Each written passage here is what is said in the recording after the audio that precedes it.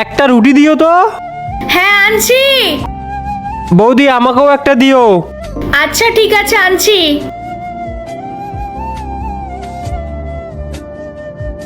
এ মা, এখানে তো দুটো রুটিই আছে। এইবার আমি কি করব? আজকে মনে হয় খাটাখাটনিটা বেশি হয়ে গেছে, তাই ওদের খিদে পাচ্ছে। নয়তো অন্যদিন তো আমাকেই বলতে হয় খেয়ে নাও খেয়ে নাও। যাই, এটাই দিয়ে আসি, আমি না হয় জল খেয়ে নেব। এই নাও। বৌদি, তুমি খাবার খেয়েছো?